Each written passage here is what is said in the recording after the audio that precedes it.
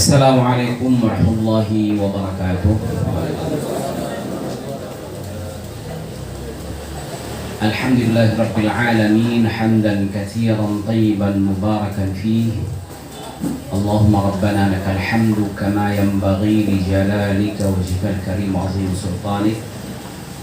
Allahumma salli wa sallim wa barik ala sayyidina Muhammadin wa ala alihi wa ashabihi wa man sara ala nahjihi wa istanna bi sunnatihi ila yaumiddin. Amma ba'd. Qala azza wa jalla a'udzu billahi minasy syaithanir rajim. Alam ya'ni lil ladzina amanu an takhsha'a qulubuhum li dzikrillah wa ma nazala minal haqq ولا يكونوا كالذين أوتوا الكتاب من قبل فطال عليهم الأمد فقست قلوبهم وكثير منهم فاسقون.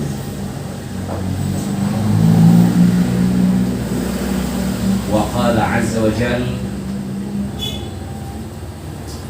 واذكر ربك في نفسك تضرعا وخيفة دون الجهر من القول بالغدو والآصال ولا تكن من الغافلين.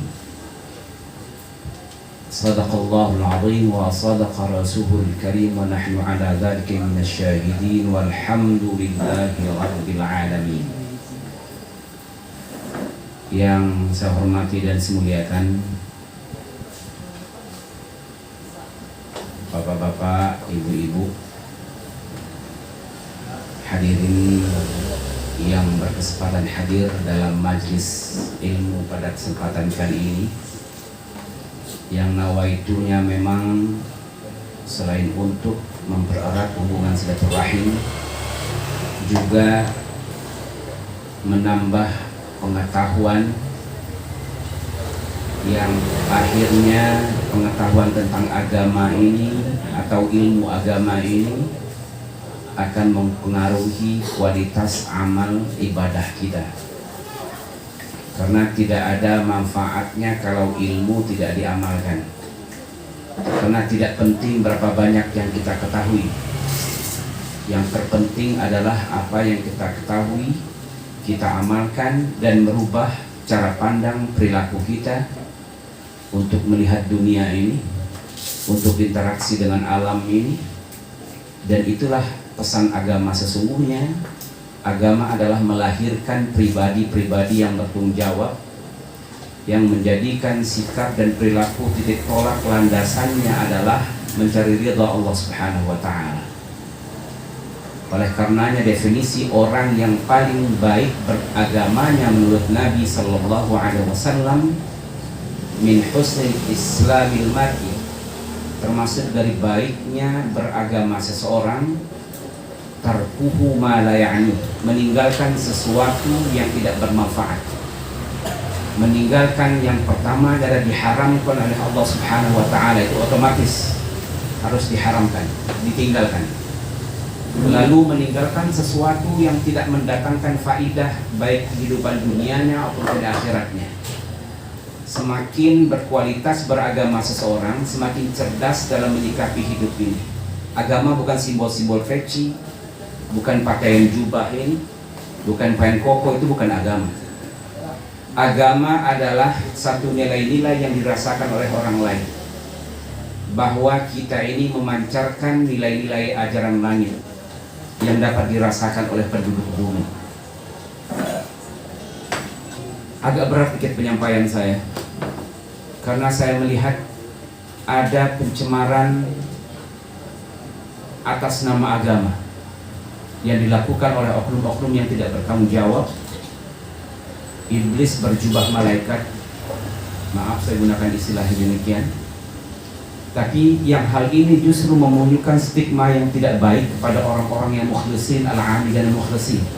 Yang tersudut orang-orang yang ikhlas, yang baik tersudutkan karena oknum-oknum yang tidak bertanggung jawab ini. Tidak perlu saya ekspos dan kita tahu itu semua. Kembali kepada persoalan kita sekarang ini, bicara tentang al-qalb. Perlu kita menata ulang hati kita itu. pada ayat yang pertama yang saya sebutkan.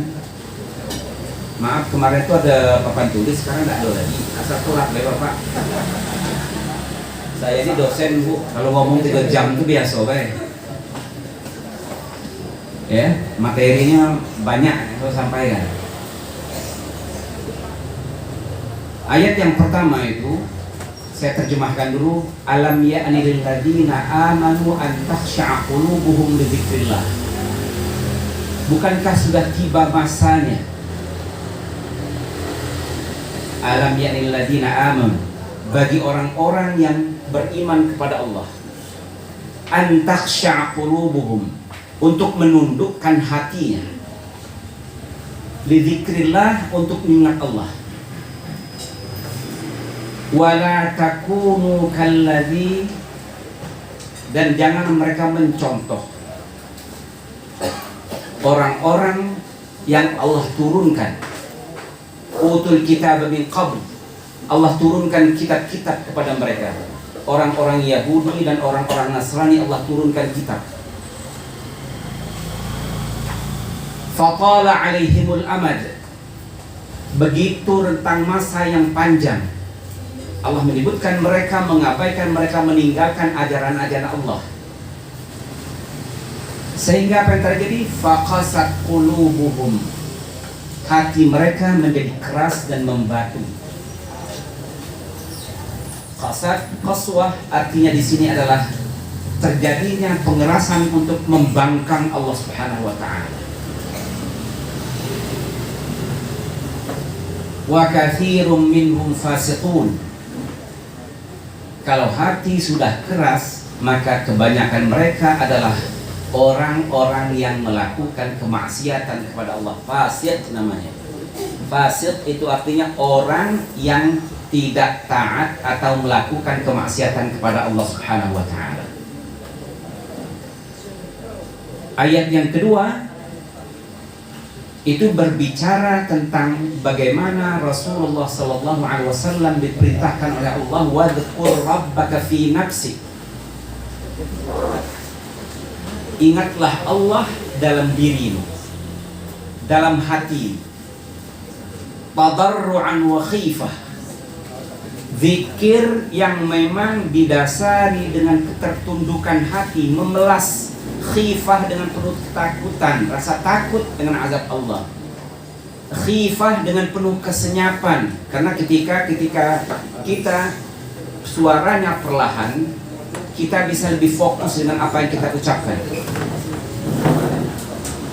Bil ghudwi wal asal, pada pagi dan sore hari, artinya siang dan malam hari, selama 24 jam perintah kita adalah untuk mengingat Allah. Wala takum minal ghafilin, dan janganlah engkau menjadi di antara orang-orang yang lalai. Ghaflah itu artinya lalai. Dia ada ghaflah, ada nisyan.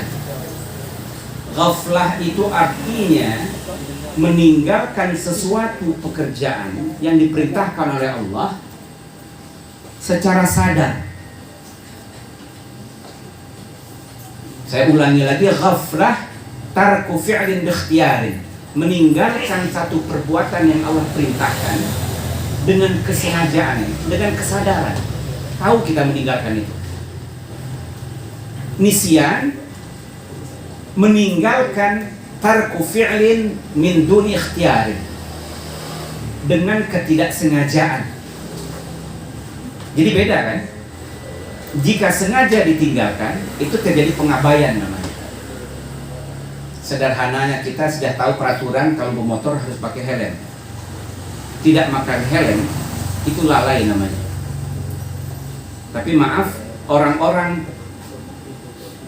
dalam, orang-orang bubu itu tidak tahu peraturan itu. Ketika dia lewat, tidak pakai helm, berbeda hukumnya dengan orang yang tahu. Itu yang saya sampaikan. Jadi kita akan berbicara tentang bagaimana hati itu menjadi qaswah, apa saja gejalanya, apa cara tandanya, bagaimana menterapi. Dan kita banyak mendengar istilah-istilah, ada namanya nafs, ada namanya ruh, ada namanya qalb, ya.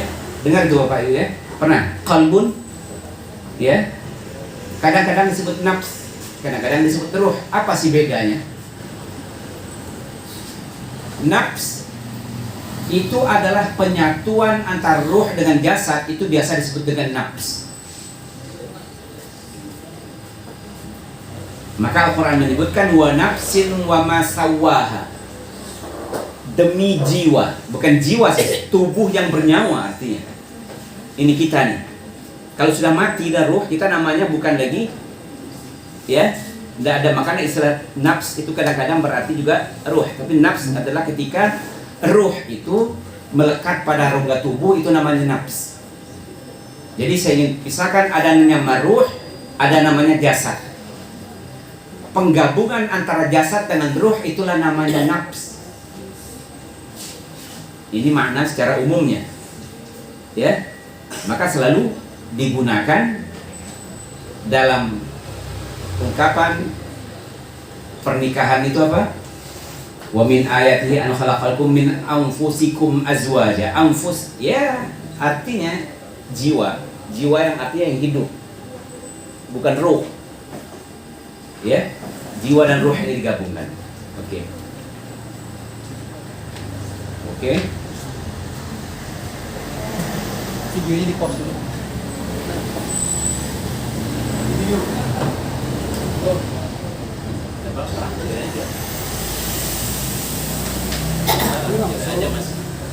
Nggak boleh agennya Pak, lihat di situ. Nggak boleh masuk video katanya. Kapan lagi?